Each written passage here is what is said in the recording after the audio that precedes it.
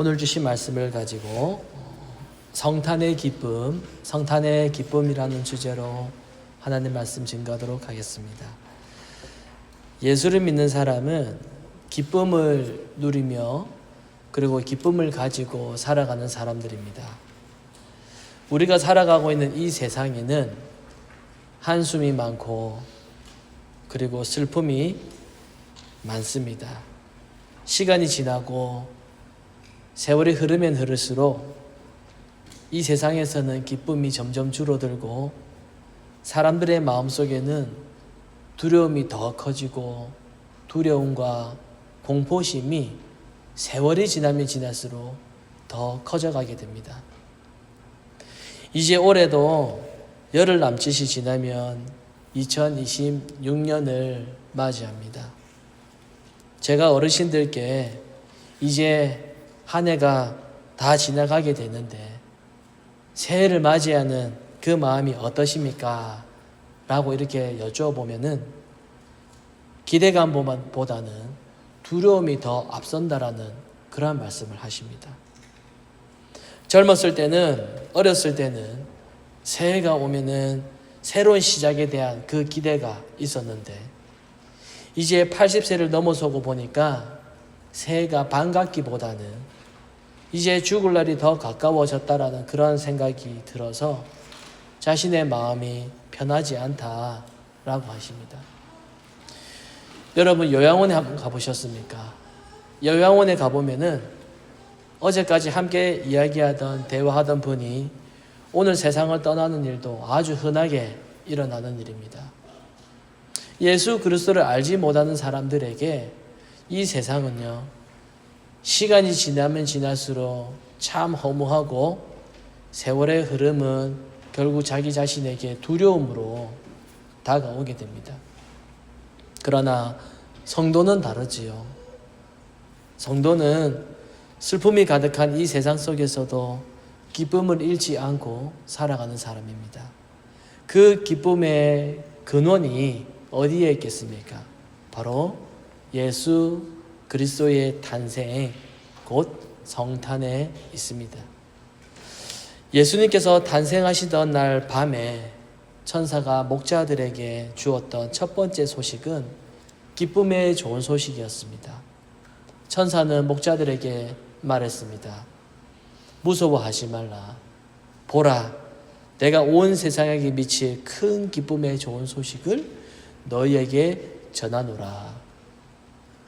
주님께서 이 땅에 오신 것, 이것이 바로 복음입니다. 그리스도의 오심으로 모든 인류의 구원의 길이 열리게 되었습니다.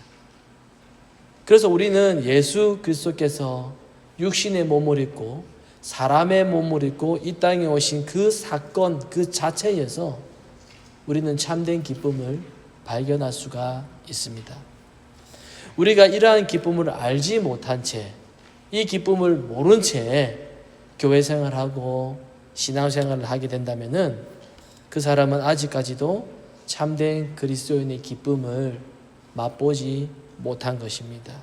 그래서 사도 바울은 우리에게 이렇게 말합니다. 주 안에서 항상 기뻐하라 라고 말합니다. 그리스도인은 언제나 기뻐하는 사람입니다. 이 기쁨의 뿌리는 예수 그리스도의 탄생에서 시작하게 됩니다. 오늘 본문은 예수님께서 탄생하시기 전에 이제 곧 오실 그리스도를 바라보며 크게 기뻐하는 사가랴의 가정에서 우리에게 소개하고 있습니다. 참고로 이 사가랴라고 하는 사람은 그 당시 제사장이었고 그리고 그의 아내는 엘리사벳입니다. 엘리사벳은 세례 요한의 어머니가 되겠죠.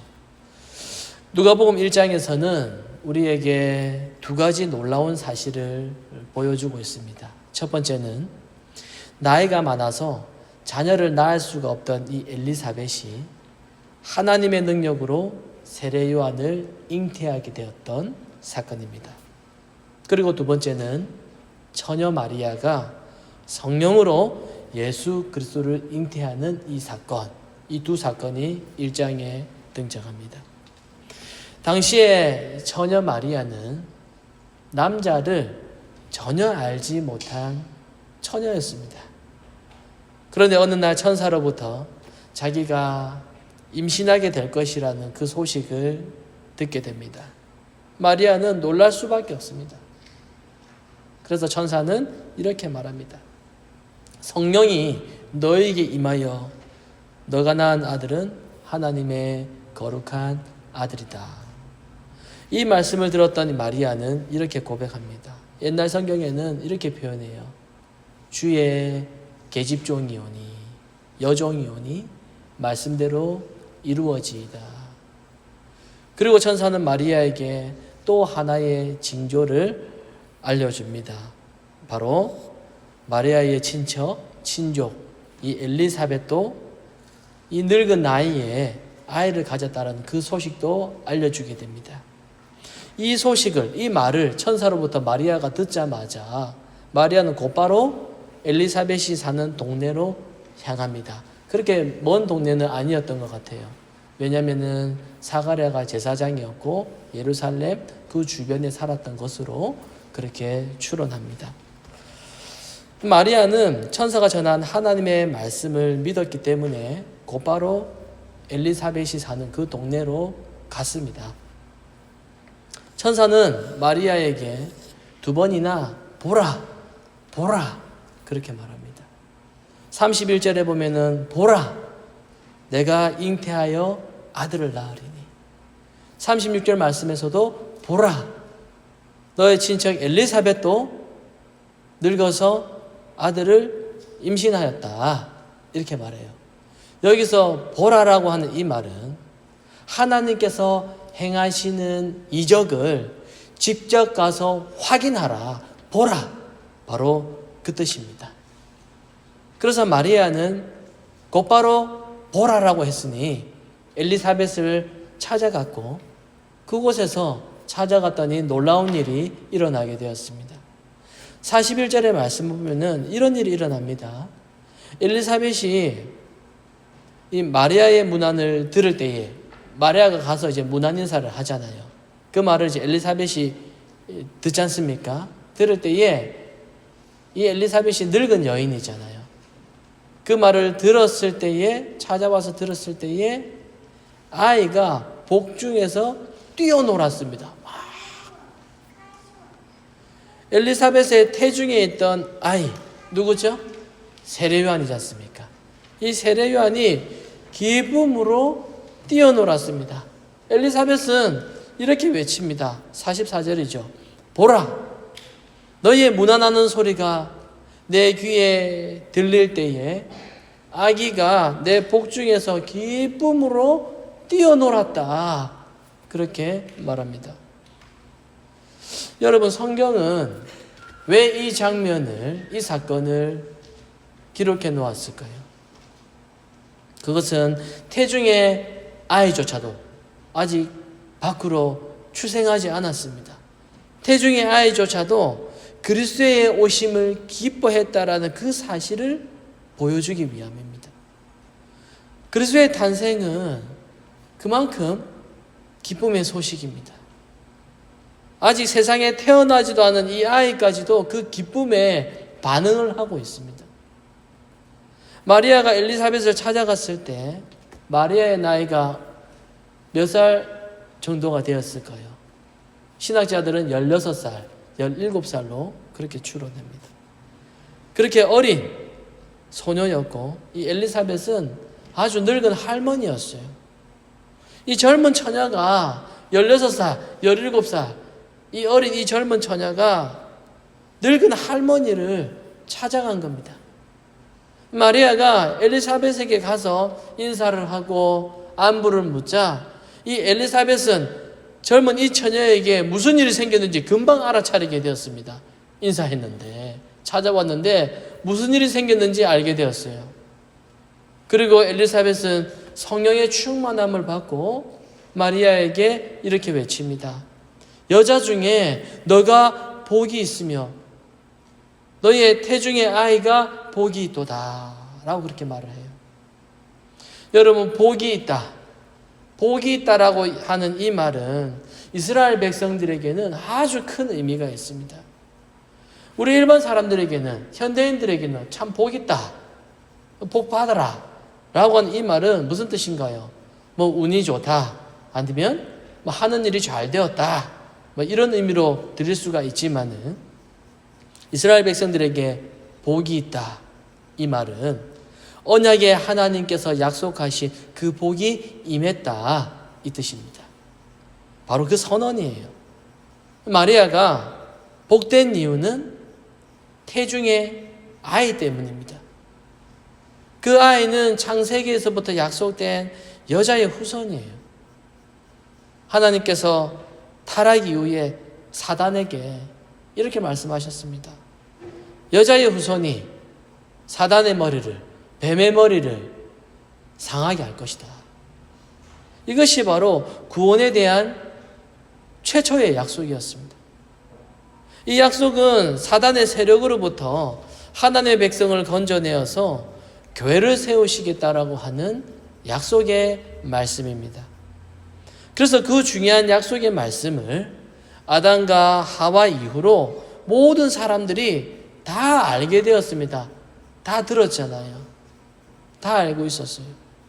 하나님께서 여자의 후손을 통해서 사단의 머리를 상하게 하신다라고 그렇게 약속을 하셨는데 그 후손이 언제 태어날까? 그리고 누구에게 그 아이가 태어날 것인가? 하늘에서 떨어지지는 않을 텐데 누구에게 태어나지? 누구지? 언제 태어나지? 이런 의문을 가지고 기다림 속에 그렇게 살아가고 있었습니다. 적어도 신앙을 가지고 있는 여자라면, 적어도 믿음을 가지고 있는 여자라면은 전부 다 이 여자의 후손이 혹시 나에게 태어나지 않을까? 이런 기대와 소망을 품고 살았습니다. 그 오랜 기다림 끝에 얼마나 시간이 많이 흘렀어요. 그 오랜 기다림 끝에 그 약속이 나사렛의 소녀 마리아에게 임한 것입니다. 그래서 엘리사벳은 이렇게 외칩니다. 나의 주님의 어머니가 나에게 오니 이게 어찌된 일입니까? 라고 말해요. 나의 주님의 어머니, 이렇게 이야기를 해요. 엘리사벳은 마리아를 찬양한 것이 아닙니다. 마리아의 태중에 계신 나의 주님, 메시아를 찬송했습니다. 가톨릭이 마리아가 예수님을 낳았다라고 해서 그녀를 경배하는데 그것은 성경적이지가 않아요. 마리아는 예수님으로 인해 복을 받은 여자이지 경배의 대상은 아닙니다.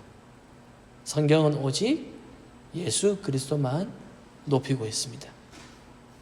그러니까 마리아가 이 사가랴의 집에 방문했다기보다는 더 정확하게는 태중에 계신 메시아께서 사가랴의 집을 방문을 하셨고 그래서 그 집에는 큰 기쁨이 임했다, 이렇게 보아야 되는 겁니다.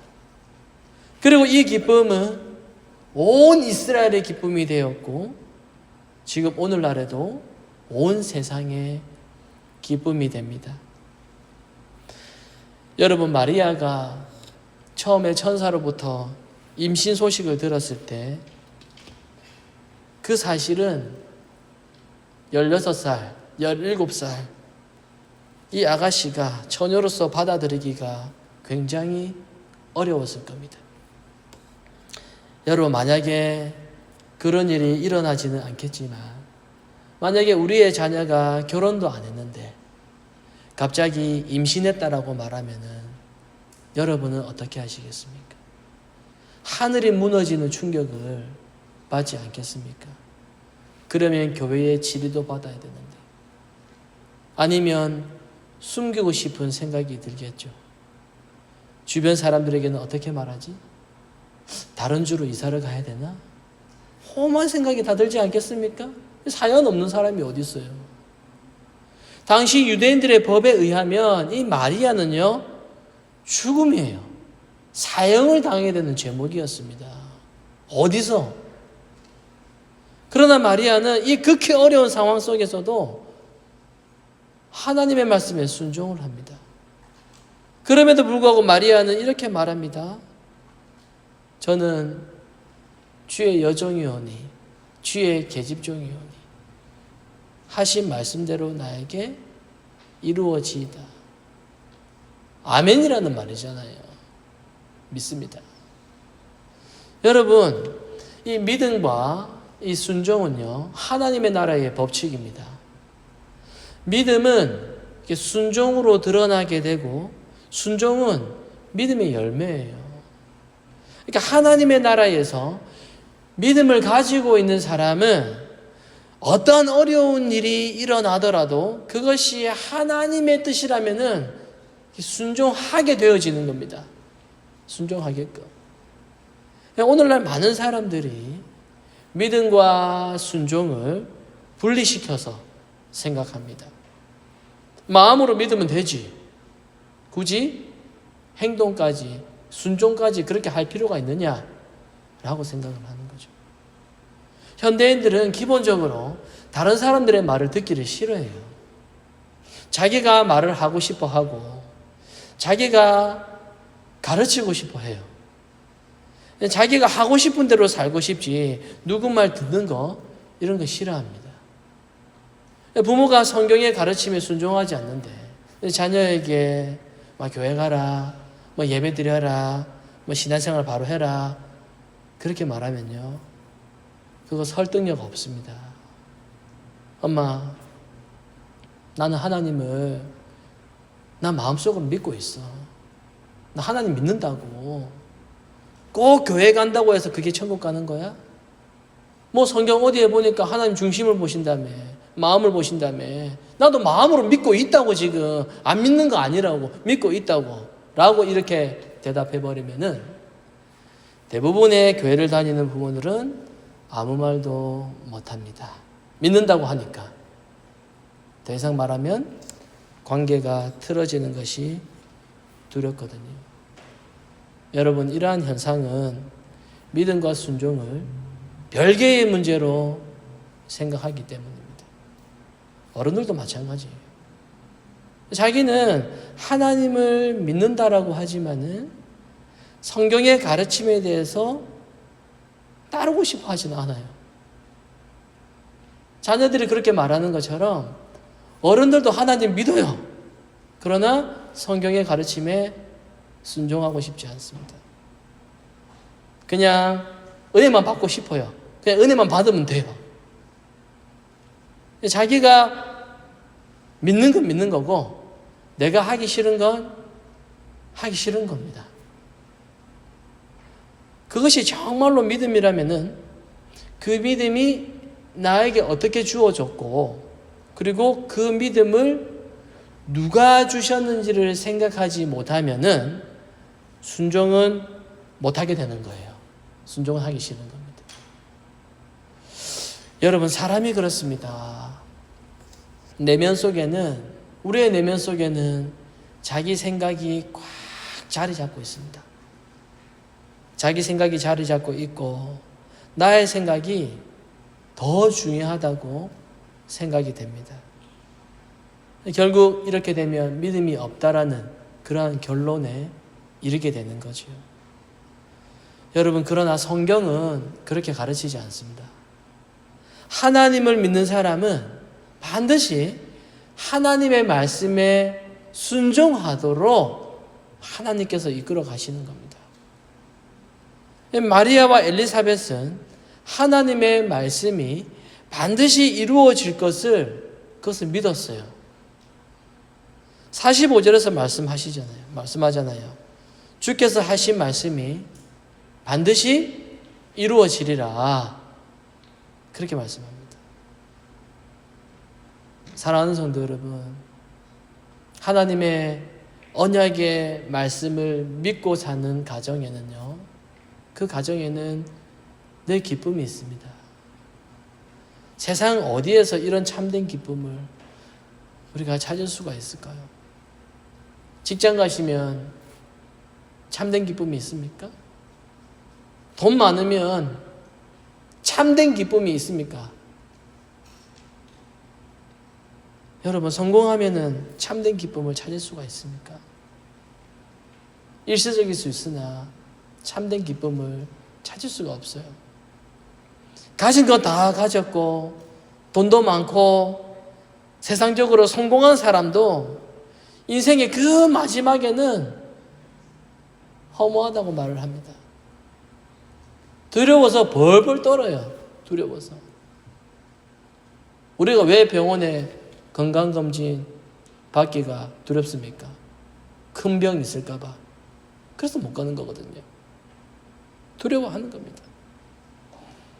아무리 모든 것을 다 이루어 보아도 그곳에서 참된 기쁨을 발견할 수가 없습니다. 찾지를 못해요. 오직 하나님의 언약의 그 말씀 안에서만 참된 기쁨을 찾을 수가 있습니다.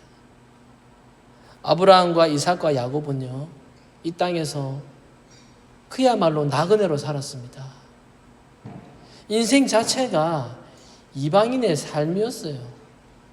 가족들 데리고 이리 옮겨 다니고 텐트 치고 또 저리 옮겨 다니고 갔더니 사람들이 배척하고 무시하고 눈치 받고 차별당하고 외면당하면서 살았던 여러분, 그 삶이 얼마나 힘들었겠습니까? 쳤더니 먹을 거 없어가지고 또 딴 데 가고 가니까 막 아내 보고 너 누구냐고 그러고 누나라고 거짓말하고 그런 삶을 살았어요. 여러분, 타국에 와서 이 이민자의 삶을 사는 우리가 그걸 조금이나마 이해할 수 있습니다. 나그네의 삶, 그 이방인의 그 마음을 우리가 조금이나마 이해할 수 있지 않겠습니까? 돈을 많이 가졌다고 해서 이게 문제가 해결되는 문제가 아니죠. 언어를 잘한다고 해서 이게 해결되는 문제가 아닙니다. 나는 아무런 잘못도 하지 않은 것 같은데 우리가 살아가면서 억울한 일을 종종 그렇게 당하게 됩니다. 그러면서 늘 고민해요. 여기서 내가 계속 살아야 되나? 내가 은퇴하면은 내가 본국으로 돌아가야 되나? 자녀들은 어떡하지? 연로하신 부모님은 어떡하지? 이런 끊임없는 고민을 안고 그 고민으로 우리가 살아가고 있습니다. 그러나 여러분, 이방인의 삶을 살았던 그들은 하나님의 약속을 붙들고 살았기 때문에 그 상황 속에서도 기쁨을 잃지 않았어요. 기쁨을 가지고 살았습니다. 오직 약속의 말씀에 그 성취를 바라보고 살았기 때문에 비록 나그네의 삶이었지만, 비록 이방인의 삶이었지만은 그 속에서도 그 기쁨이 가득할 수가 있었다라는 겁니다. 사도 바울은 고린도후서 1장 20절에서 이렇게 말씀합니다. 하나님의 모든 약속은 그리스도 안에서 예가 된다라고 말해요. 하나님께서는 에덴 동산에서 약속하신 것을 이루셨습니다. 성탄은 하나님의 모든 약속이 성취되었음을 선포하는 그러한 사건입니다. 하나님의 백성들이 고통받고 슬피 울고 힘들어하면서 매일 생각하며 기다렸겠지요. 언제쯤 구주가 오실까? 평생을 기다리다가 죽음을 맞이했고, 그리고 자손 대대로 기다려라 기다려라, 오신다 기다려라 기다려라 했던 그 약속이 이 성탄에 이루어졌습니다. 그리고 그 약속의 성취가, 그 복음이 우리에게 참된 기쁨을 안겨다 준다라는 거예요. 그리고 하늘에 오르신 그 그리스도께서는 산자와 죽은 자를 심판하기 위해서 다시 오실 것이라고 우리에게 약속하셨습니다. 우리가 이 땅에 살아가는 동안에는 우리는 늘 근심을, 늘 괴로움을 가지고 살아갑니다. 그리고 육신의 아픔이 있고 허무하고 슬픔이 가득하지만은 우리 주님이 다시 오실 때에는 더 이상 눈물이 없고 괴로움이 없고 아픔이 다시는 있지 아니한 것, 더 이상 어두운 밤이 없는 세계, 바로 거룩한 성 새 예루살렘, 새 하늘과 그 새 땅으로 그리스도께서 우리를 인도해 가실 겁니다. 그러니 여러분, 하루하루의 삶이 고단하고 힘들고 때로는 너무 힘들어서 이 모든 것들을 다 포기하고 싶고 다 내려놓고 싶을 때도 있지만은, 그러나 그 속에서도 하나님은 우리가 주님의 약속을 기억하도록 인도하시고, 그리고 그 약속 때문에 힘이 나고, 그리고 어디선가 나도 모르게 샘솟는 그러한 기쁨을 주님께서 주실 것입니다. 주께서 약속을 이루셨고 또한 다시 오실 약속을 이루실 것이라는 이 소망을 우리가 붙들고 살아갈 때, 오늘의 이 삶이 고단하고 힘들어도 우리는 기쁨을 잃지 않게 될 것입니다.